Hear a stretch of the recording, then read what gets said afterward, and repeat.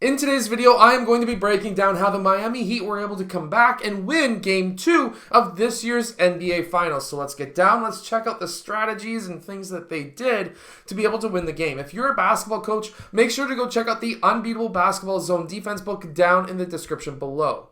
Okay, right off the bat, right here, 11 3/4 minutes left, and the Miami Heat are down by 8 points. What we're seeing up here is a screen and a quick jab towards that right side. After that jab, these players decided to switch. It's actually quite an interesting sequence, and that allowed the Miami Heat player to attack a much slower defender who was already out of position, and he was able to collapse multiple players onto him. So he had options out on the perimeter in 3 different locations. This is why floor spacing is so important. If you're a young basketball player, this is something to definitely try and actually do. When this player drove to the basket, he was then able to collapse that defense like I was mentioning and kick it out to Kyle Lowry. Now, anytime you get a kick-out pass, you don't necessarily have to shoot that 3 right away. Here, Kyle Lowry does a quick pass across over to Duncan Robinson, who does a quick shot fake that gets Murray way into the sky. And why is this the case? Well, first off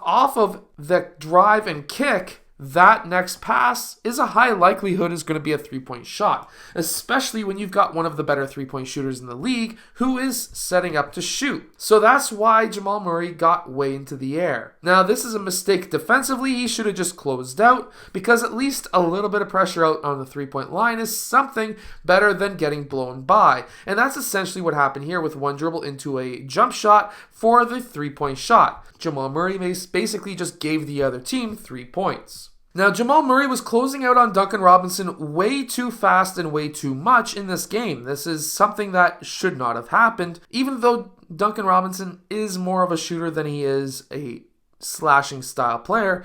If you're closing out on him fast, he's still going to drive past you, and that's exactly what happened and finished here. But I can understand why right here, and that is coming off of the dribble handoff. They got the switch. This is a much slower player once again, and Duncan Robinson is able to then get that shot up. As soon as this player was on his heels and his hands were down, as we see here, that tells a good shooter to go up into their shot, 28 feet out in this case, and to drain it. If you have good 3-point shooters, it's actually a pretty good way of getting back into a game as long as you've got the ability to get those open shots. Now, because Duncan Robinson had so much gravity because he was scoring just so much, they were able to set these off-ball screens, have him attack that basket, which because he has so much gravity, because he was scoring just so much, that allowed other opportunities for his teammates to be absolutely wide open,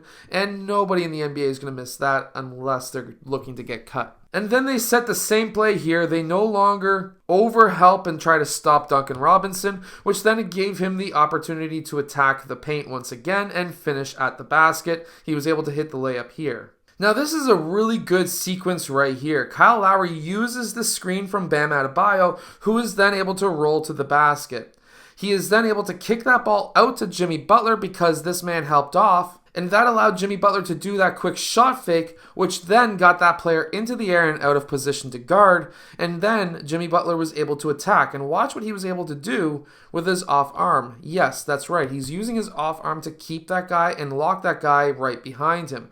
That allowed him to get position and the foul call. He also made the free throw shot as well. Now, this is why the mid-range shot, in my opinion, is underrated. This is a mid-range shot. They're running people off the threes, they're cutting people off from driving, but they're leaving the mid-range wide open. That's what happens in NBA Finals games, and that's what happens in even youth playoff games. They don't want you to score inside. They don't want you to score from the 3. That leaves this space wide open every single time. And if you can be a deadly mid-range shooter, you can be a very, very, very useful player in playoffs. And then, like always, free throws ice the game in so many different ways. That's what closed this game off. So what can we learn from a game like this if we're in a situation that we are down in a game?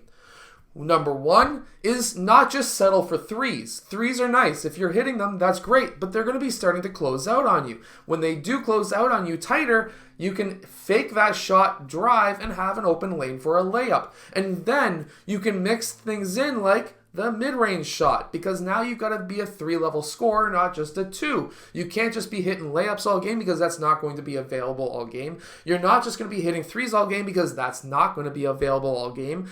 The mid-range shot is what will win you games in the playoffs. Offensively, defense wins championships, but also free throws at the end, because you know they're going to be fouling you, and if you can't hit your free throws, if you miss your 2 free throws because they fouled you, and now they go back and they score 2, and then they foul you again, you miss your 2, and then they go back and score another 2 or 3 points, you are now a detriment to your team.